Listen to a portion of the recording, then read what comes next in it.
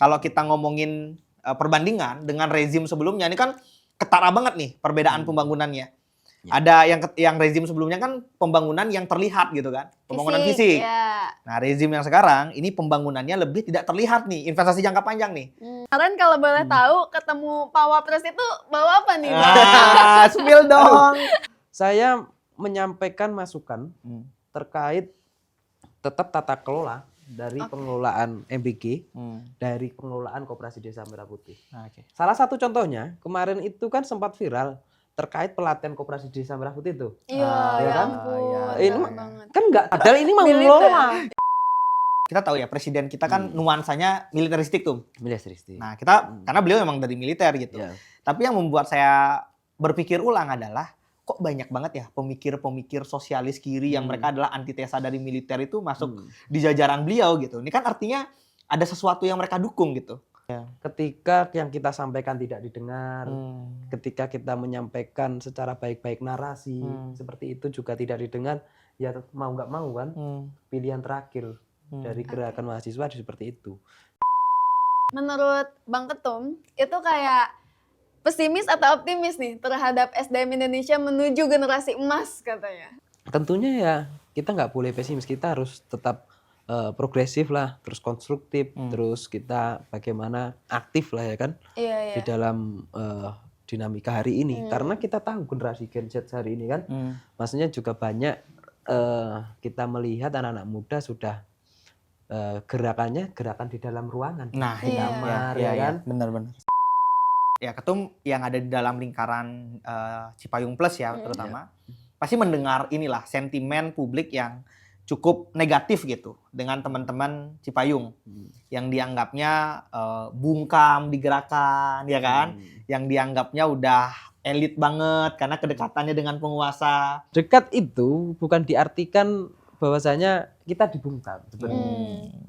Ya maksudnya kita ya harus bertemu audiensi ya kan, dialog, memberikan masukan. Itu tadi ada proses-proses seperti itu.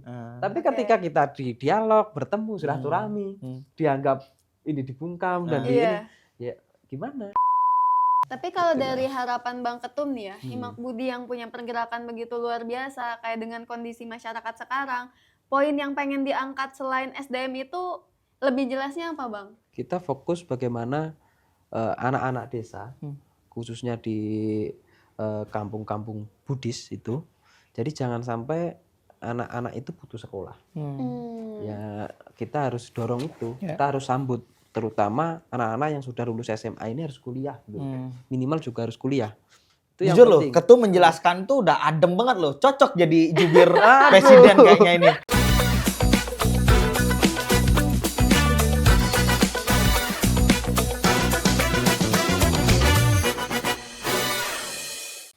Selamat datang di Produktif Hangout. Nah, ini episode kesekian kali dan saya nggak sendiri di sini. Saya bersama teman saya, Volika. Ini akan menemani, lebih fresh ya ketimbang host satunya. Ini lebih fresh. Jadi Vol, hari ini kita masih sama membahas situasi Indonesia hari ini. Tapi memang yang membedakan adalah konteks bahasannya kita akan ngomongin tentang pembangunan sumber daya manusia. Cakep. Ya kan?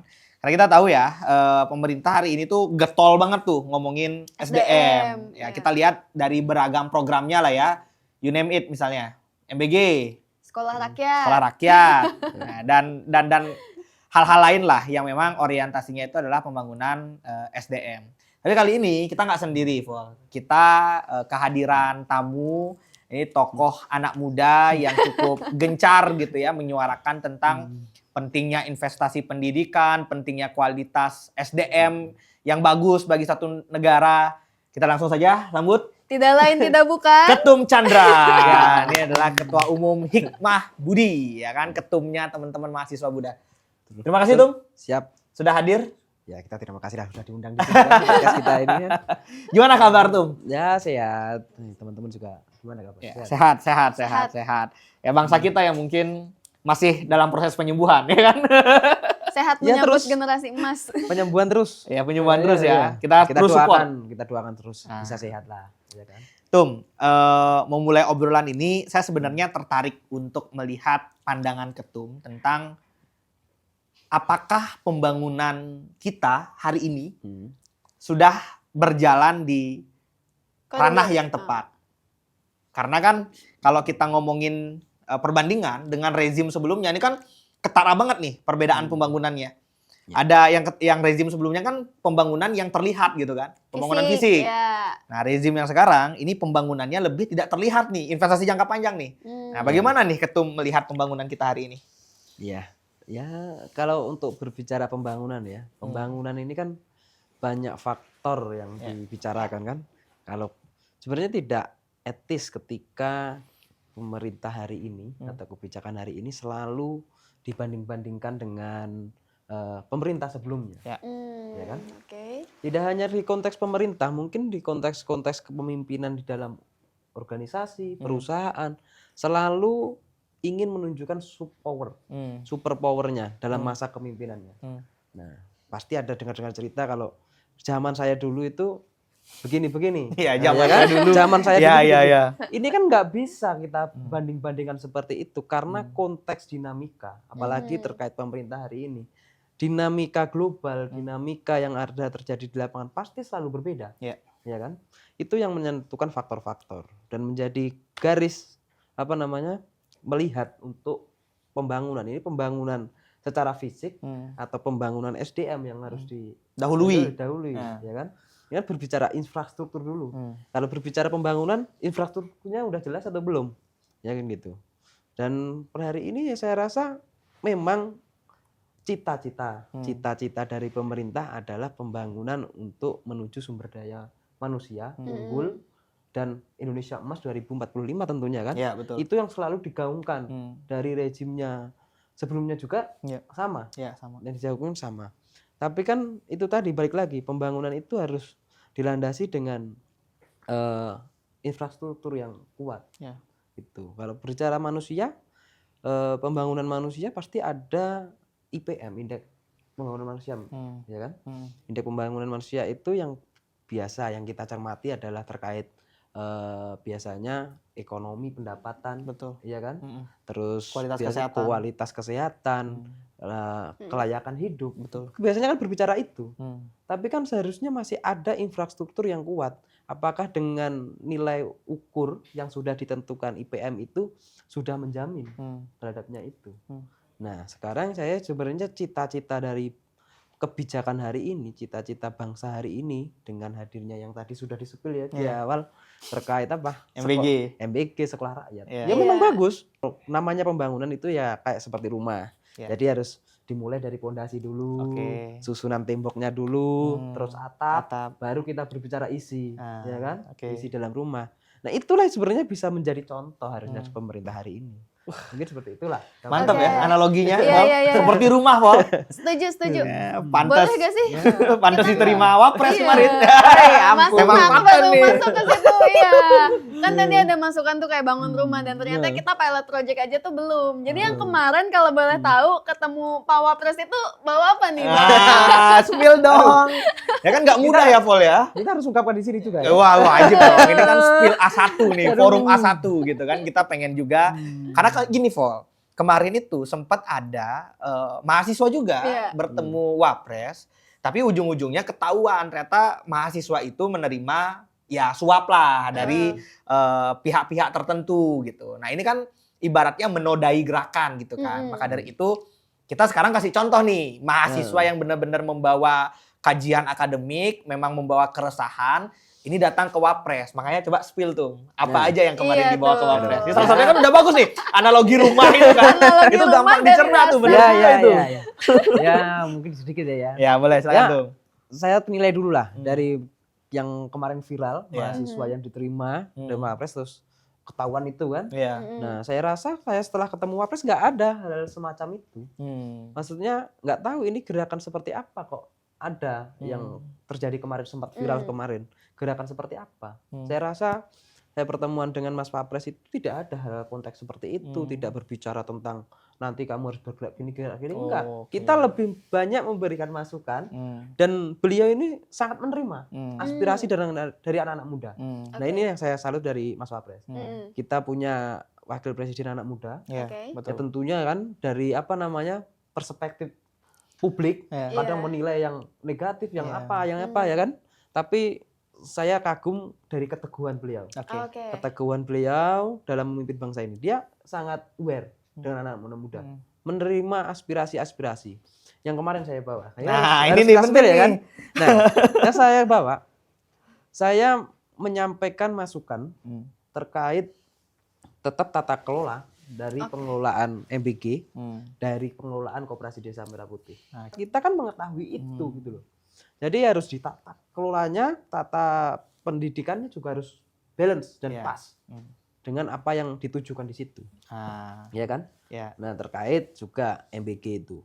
MBG itu ketika sekarang sudah ketangkap kepalanya ini kan. Kan itu ketum juga yang bergerak itu kan? Nah, kita ya takut. Ya itu kan. Hati-hati makanya, Pak, dengan beliau ini bisa diturunkan kita.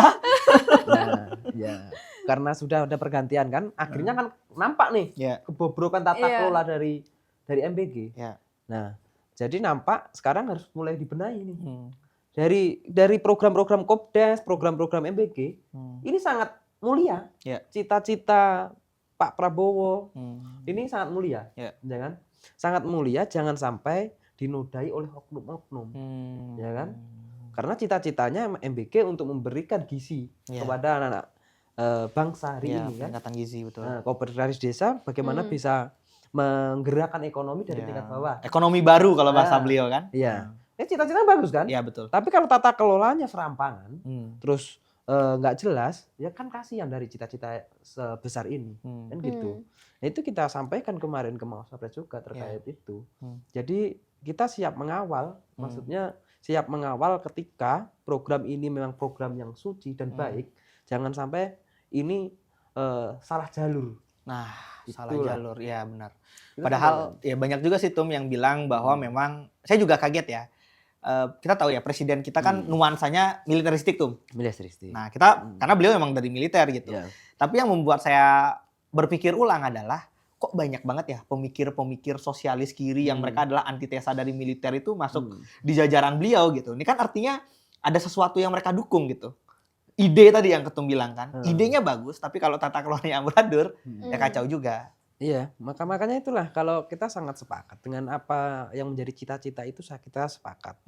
Bukan kita terus menjegal programnya, terus kita menganulir dari kebijakannya, tidak. Tapi kita berupaya mendukung itu kan banyak jalannya. Banyak jalan kan yang kita pilih. Karena dari kalangan kita sebagai aktivis, ya kan, terutama teman-teman Hikmah Budi, karena nilai dari Hikmah Budi ini adalah gerakan mahasiswa yang biasa kita membangun komunikasi publik itu, komunikasi ke pemerintah itu tidak hanya sekedar audiensi, tidak sekedar hanya lewat pesan WhatsApp, tapi kita juga ada gerakan-gerakan jalanan, turun ke jalan ya. Kan? Itu kan sudah semacam semacam memang nilai dari aktivis. Ketika yang kita sampaikan tidak didengar, ketika kita menyampaikan secara baik-baik narasi seperti itu juga tidak didengar, ya mau nggak mau kan pilihan terakhir dari gerakan mahasiswa seperti itu. Jadi gerakan turun ke jalan ini juga jangan sampai diartikan kritik yang terus menyerang. Ya kan? Tapi pasti ada dasarnya. Nah, bentuk dukungan pun itu bisa jadi gerakan jalanan juga. Nggak harus melawan gitu ya. Nggak harus melawan. Kenapa? Kenapa perspektif publik itu selalu gerakan jalanan itu adalah gerakan melawan. Padahal juga enggak. Ya gitu. Dengan kita turun ke jalan, kita menyuarakan tentang tata kelola, berarti ini kan semacam dukungan sebenarnya. Semacam dukungan kita kepada pemerintah dalam bentuk ini loh. Ayo kita perbaiki bareng-bareng gitu ya. Solusinya seperti ini loh. Kita nggak melawan, tapi bagaimana kita bisa berjalan barengan dan ini guna tepat sasaran dan bisa berguna, Ya. bermanfaat untuk pembangunan masyarakat. ya. Oke. Gitu. Kalau dari Bang Ketum ya kan kemarin itu kepala MBG-nya udah ganti tuh. Sorry itu saya. Terus Ya. kemarin juga udah aspirasinya disampaikan. Menurut Bang Ketum itu kayak pesimis atau optimis nih terhadap SDM Indonesia menuju generasi emas katanya? Ya kita nggak boleh sih kalau pesimis ya. Kita ini kan berbicara. Kita ini dari organisasi pun kan mengelola kader itu gunanya untuk juga bagaimana kader-kader hari ini bisa menuju dan mengisi Ya. di tahun 2045 itu. Nah, tentunya ya kita nggak boleh pesimis. Kita harus tetap progresif lah, terus konstruktif, terus kita bagaimana aktif lah ya kan Iya. di dalam dinamika hari ini. Karena kita tahu generasi Gen Z hari ini kan, maksudnya juga banyak kita melihat anak-anak muda sudah gerakan di dalam ruangan, Nah, di kamar ya kan, benar-benar. cuma main handphone, anti sosial, ya kan. Kan kita sudah melihat nih Iya. gerakan-gerakan. Nah ini ya kita harus bangun bagaimana proses anak-anak muda hari ini harus aktif di dunia luar. Ya. Jadi gitu kan. anak muda itu juga harus turut serta peduli ya. Harus Jangan keras isu terus sama pemerintah bahwa yang baiknya ya dukung, kurangnya kita kasih nasihat konstruktif seperti yang Bang Ketum lakukan kemarin. Iya, berarti. seperti itu. Tapi yang jadi menarik ini tuh. Tadi kan Ketum bilang bahwa kita turun, kita peduli, kita terus bersuara. Tapi hari ini ya Ketum yang ada di dalam lingkaran Cipayung Plus ya terutama pasti mendengar inilah sentimen publik yang cukup negatif gitu dengan teman-teman Cipayung yang dianggapnya bungkam di gerakan ya kan, yang dianggapnya udah elit banget karena kedekatannya dengan penguasa. Nah itu gimana tuh menyikapi itu tuh sentimen publik yang negatif ini? Ini kan pasti kita mendengar ini kan? Ya pastilah, pasti. Itu gimana tuh? Nah, iya seharusnya kan kita ini sudah apa namanya? Kita ini kan melakukan gerakan kemarin itu turun ke jalan itu terhadap MBG itu juga kan. Seharusnya kan sudah tunai apa yang menjadi gerakan. Kita tidak bungkam kok nyatanya itu. Kita gerak melawan itu. Dan jelas hasilnya tuh ya. Dan jelas hasilnya. Jelas hasilnya. Aksinya kapan? Terus langsung tuh direspon pemecatan. Ya maksudnya begitu kan. Tapi kan kadang nggak viral hal seperti itu kan. Benar. Viralnya kita dekat-dekat aja dengan penguasa. Yang pokoknya yang jelek-jelek kan gitu kan. Dekat itu bukan diartikan bahwasanya kita dibungkam sebenarnya. Karena bagaimana kita mau menyuarakan ketika kita nggak dekat? Masa aksi terus, jalan terus ya kan? Ya maksudnya kita ya harus bertemu audiensi ya kan, dialog, memberikan masukan. Itu tadi ada proses-proses seperti itu. Tapi ketika kita di dialog, bertemu, silaturahmi, dianggap ini dibungkam dan ini ya gimana? Gimana ya kan? Framing media? Ya ini framing aja sebenarnya kan. Tuh hari ini kalau mau viral kata-katanya harus ini menghina ya kan? Kalau nggak menghina nggak viral tuh. Iya, benar. Ya, makanya kalau menghina ini. Tapi nggak ada berubah juga, gitu kan? Repot kalau itu soal itu ya kan. Tapi Hikmah Budi itu emang beda ya pendekatannya. Jadi kayak lebih banyak audiensi, lebih banyak. Tapi rata-rata Cipayung gitu, Pak. Gitu. Iya, Cipayung Plus rata-rata gitu ya tuh ya. Ya memang kita melihat gerakan itu harus memiliki nilai dasar dulu, urgensinya yang mana yang mau menjadi bagian gerakan gitu loh. Enggak kita ya itu tadi, jangan kita ini nilai Cipayung ini kan sudah terkenal kan? Teman-teman Cipayung ini sudah terkenal. Jangan sampai membuat gerakan itu ya yang remeh-temeh, yang reaksioner. Iya, terlalu ini gerusa-gerusu. Kan kalau gerakan teman-teman Cipayung yang kita lihat dulu itu pasti ada kajiannya dulu. Bikin konsolidasi sudah poin-poinnya apa, ya kan? Kira-kira konsolidasinya ini membuat narasi-narasi untuk yang nanti akan disampaikan itu bagus atau enggak? Ya kan itu. Jadi enggak gerusa-gerusu. Udah ada kebijakan ini langsung turun, kebijakan ini langsung turun, ya enggak gitulah. Kita coba cermati juga dengan kondisi-kondisi. Minimal kalau teman-teman Cipayung turun ke jalan, ditanya sama wartawan, tahu ya poin-poinnya apa gitu ya. Tahu. Jangan tiba-tiba apa ya, ini ngapain ya kita ya sebenarnya gitu. Itu kan iya, makanya itu. Ada hal seperti itu kadang-kadang ya kan. Aksi yang gerusa-gerusu yang tidak memiliki kajian buat apa? Hanya untuk menyerang, tidak konstruktif, ya kan? Ya. Tapi kalau dari harapan Bang Ketum nih ya, Himak Budi yang punya pergerakan begitu luar biasa, kayak dengan kondisi masyarakat sekarang, poin yang pengen diangkat selain SDM itu lebih jelasnya apa Bang? Yang kayak yang pengen diangkatnya itu? Kita juga fokus terhadap pendidikan. Oh, oke, Pendidikan itu terutama. Sekarang kita fokus bagaimana anak-anak desa, khususnya di kampung-kampung Buddhis itu, jadi jangan sampai anak-anak itu putus sekolah.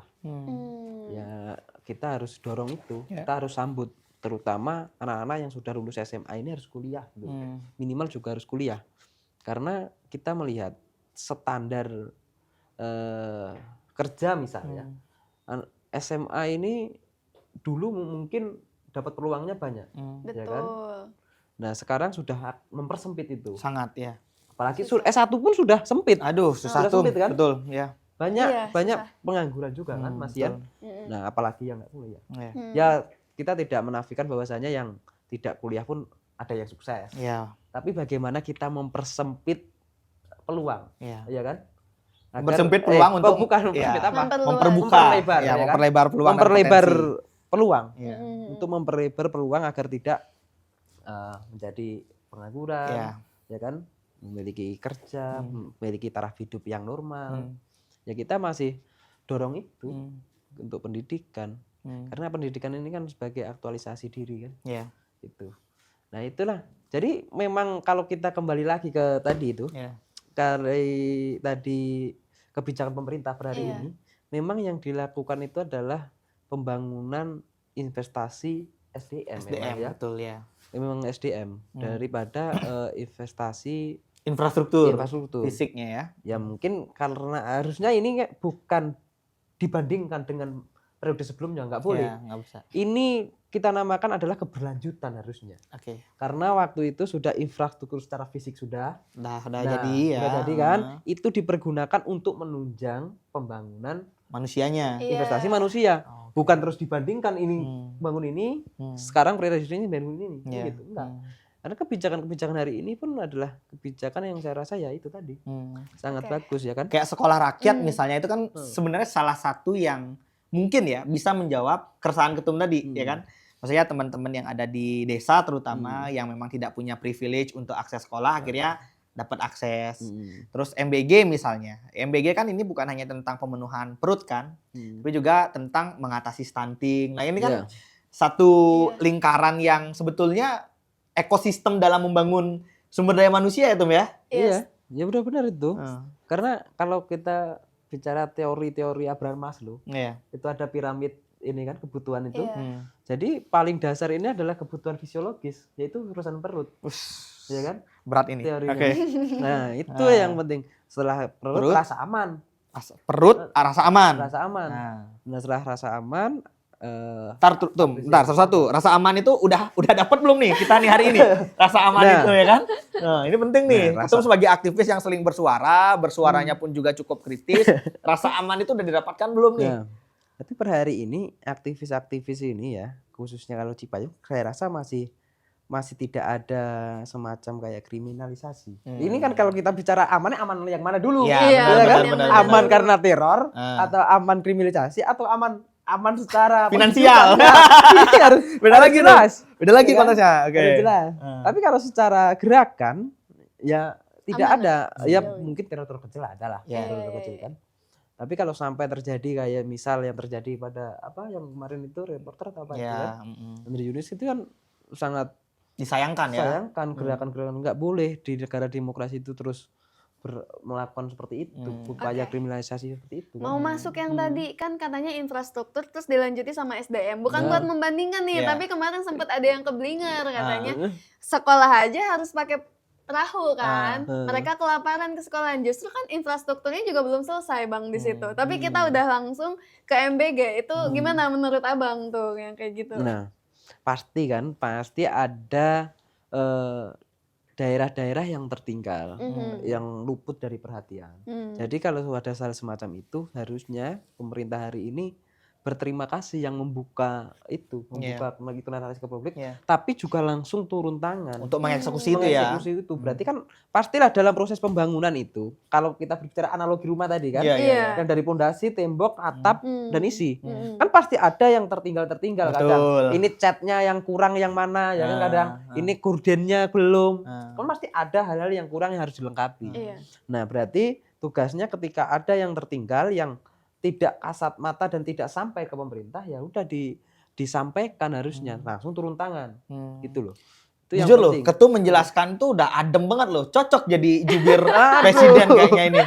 Enggak, maksudku adalah kan narasi ini yang kita butuhkan di publik gitu, narasi yang menenangkan, bukannya malah ketika dikritik seperti itu malah menyerang Memicu balik kerusuhan, gitu. Enggak. Yang kita defensif. butuhkan MBG enggak. Padahal kan benar kalau tadi ngomongnya analogi bahwa ya pemerintah pasti butuh masukan, kan adem gitu kita dengarnya. Yang cocok Ketum tuh. Aduh.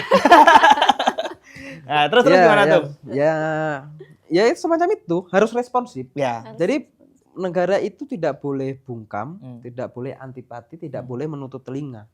Jadi harus membuka mata, membuka telinga, dan mengambil langkah secepatnya. Iya, tapi, Makanya ini Vol, kenapa? dulu itu pada saat upaya pengentasan buta huruf tuh.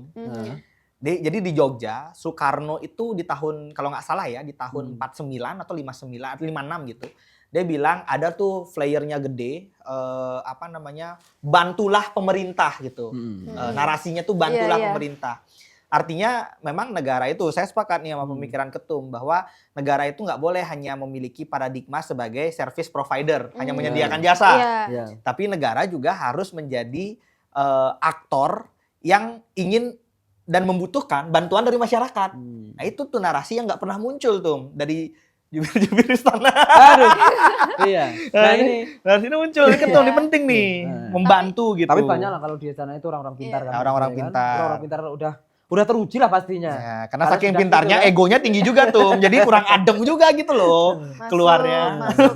Soalnya masyarakat sekarang udah distrust kan sama pemerintah. Jadi apapun hal baik yang pemerintah lakukan, mereka defensif. Ada apa nih? Orang baik mau nyalon kah ini? Gitu kan sekarang. kadang. Jadi kayak baik sedikit pasti dikira buzzer ya kan? Arya? Iya, benar. Gitu. Ya nggak tahu nanti kan ini kan pasti akan tampil kan, akan tayang. Iya.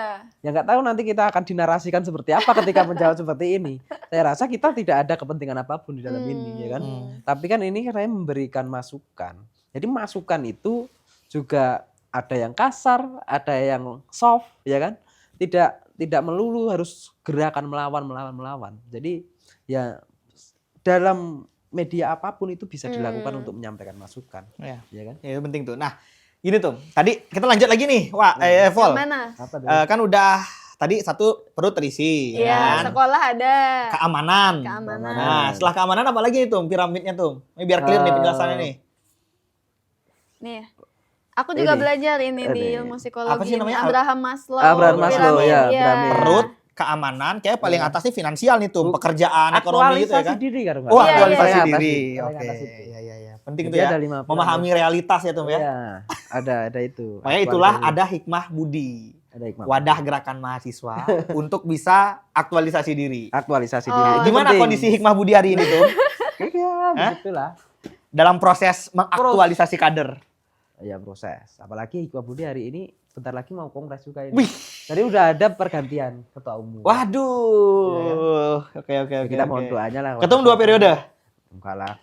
Namanya organisasi kaderisasi kita itu harus bisa melahirkan kader. Iya. Oke. Leader create leader. Jadi setelah ini balik ke Solo. Aduh, itu kita Blitar. Blitar. Balik ke Blitar. Jadi rakyat biasa. Rakyat biasa. Jadi rakyat biasa atau jadi dewan rakyat. Nah, beda hal nih. Itu. Ya semoga ada karma baik. Ya, Nah, yang penting pengabdiannya untuk masyarakat itu ya. pengabdiannya untuk Iya, masyarakat. visinya tetap sama. Karena kita kan sudah aktif di gerakan seperti ini, ya kan? Ya kalau bisa ada ruang kita melakukan pengabdian untuk masyarakat. Ya tentunya dalam bentuk apapun itulah, ya kan? Kalau nggak ada karma baik untuk menjadi jabatan apapun ya pasti ada hal yang bisa kita lakukan yang lain lah. Iya. Pasti bisa lah kita lakukan. Walaupun itu. negatifnya di framing tadi medianya. Ya biasalah seperti itu. Biasa. Nah ini Vol, kalau kita sekarang tuh kalau tadi ngomonginnya fitroh gitu kan. Kalau sekarang ngomonginnya karma. Oh iya. Ya, Buddha hidup. Sekarang kamu yang minoritas di sini. Kamu yang minoritas. Sekarang kita ngomongin karma dong. Oh iya, ya. rukun. Kalau Iya. kata Pak Nasarudin Umar, rukun fest. Iya. Oh iya. Ya dalam Buddhis kan kita mengenal ini ya Tum ya. Saya nggak tahu ya apakah ini menjadi satu doktrin yang diajarkan di kaderisasinya Hikmah Budi ya tentang consciousness gitu kan. Yang sih Tum kesadaran. Kesadaran. Iya kesadaran. Mindful ya. Itu bagaimana Tum kita ibaratnya melakukan penerjemahan terhadap ajaran Buddhis terhadap kontekstualisasi gerakan mahasiswa hari ini Tum. Nah ini cocok nih. Nah, cocok. Mantap, Cocok. mantap. Jadi sekalian kita ini kan khotbah. Nah betul, sekalian. Dakwah. Nah, biar Volika denger nih khotbah minoritas. Apa mau masuk Hikmah Budi? Oprek nggak? Jadi ketemu langsung bisa nggak? Nah gimana tuh? Jadi memang semangat dari Hikmah Budi ini kan, organisasi Hikmah Budi ini kan adalah wadah untuk mahasiswa Buddha. Iya. Yang benar yang katakan Ketua Arya tadi bahwasanya ini adalah wadah untuk mengaktualisasikan diri yang didapat di kampus, entah itu didapatkan dari wihara dan segala macamnya. Karena gerakan mahasiswa Buddhis ini berlandaskan dengan nilai-nilai Dharma. Nilai-nilai Dharma ini adalah nilai yang diajarkan oleh guru. Guru namanya Siddhartha Gautama. Nah, itulah. Nah, jadi nilai-nilai itulah yang kita selalu pegang di sini. Oh. Jadi ada 3 gerakan yang menjadi semangat Hikmah Budi. Okay. Jadi nilai gerakannya adalah nilai intelektual, juga nilai kebangsaan, terus nilai spiritualisme. Oh, Jadi ada nilai agama, nilai kebangsaan itu juga ada, nah nilai pendidikan dan ini juga ada. Oh, di dalam Buddha juga berarti kita memang harus penting peduli terhadap nasionalisme kita ya, negara tempat kita tinggal karena ada dharmanya tadi. Iya, jadi itu semangat dari Hikmah Budi, ada tiga hal itu yang menjadi pola gerakan kita. Jadi kita tidak antipati terhadap nilai-nilai kebangsaan juga, dan kita juga harus sadar terkait pendidikan. Nah itulah yang menjadi dasar kita. Tapi kalau misalnya nih, kita kan sebagai rakyat biasa, khususnya saya di sini bukan siapa-siapa. Terus di dalam Buddha itu kan ada karma, bahwa kebaikan yang kita lakukan kembali ke kita, keburukan juga kembali ke kita. Tapi memang ada beberapa orang yang memegang kekuasaan, sekali membuat kebijakan dirasakan oleh banyak orang. Nah kita itu sebagai masyarakat ya udahlah nanti keburukannya juga ke dia. Atau memang kita harus juga merespon apa yang dia lakukan gitu. Bagaimana maksudnya posisinya sebagai masyarakat tuh? Bermasyarakat ini gimana? Ini terkait kita penerima kebijakan itu. Iya, menerima kebijakan. Contohnya apa dulu ini? Iya, kalau misalnya gini tuh, kalau kita di kalau di agama Hindu kan memang kita diajarkan dharma negara kan, bahwa memang antara masyarakat dan elit yang menjadi pemangku kebijakan kita harus kritis gitu. Karena ini untuk kebaikan umat. Kalau di Hikmah Budi gimana? Apakah dengan secara sadar untuk oh ya udah mungkin memang kayak gitu karmanya ke mereka lagi gitu. Gitu. Menerima aja atau memang harus kritis juga gitu. Nah, kita juga harusnya kritis ya. Okay.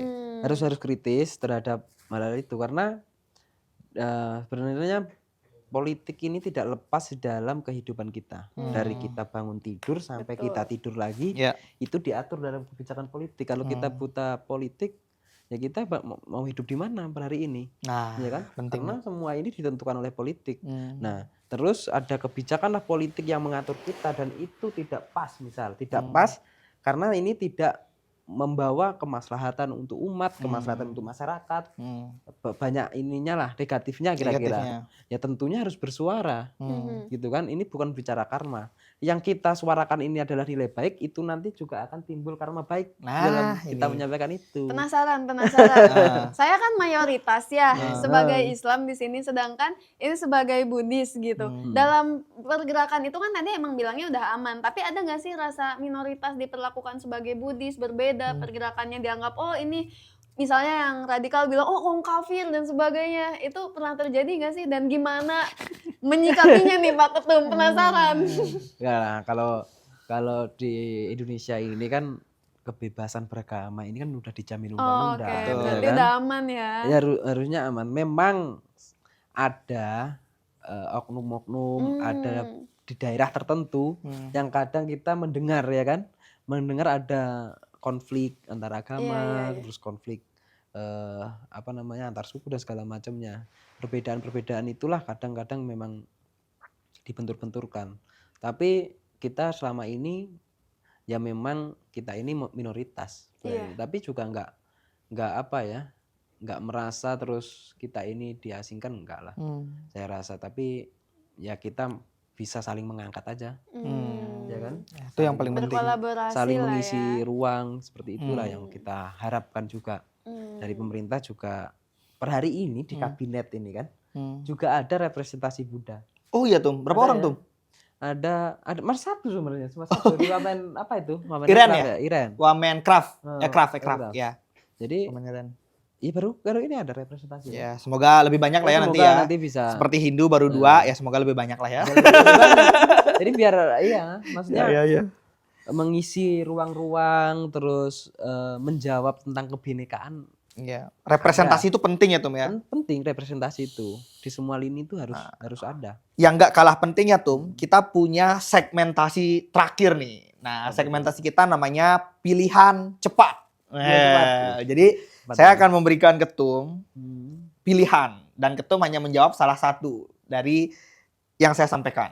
Nggak ada klarifikasi, ya, nggak ada penjelasan, ya kan? Ketum-ketum ini kan jago ngeles. Siap. Kalau ini kita to the point aja, gitu ya. Nah, ready Tum ya? Ready. Oke, kita mulai. Sulit atau enggak itu? Weh, ini mah aman ini, strategis pertanyaannya.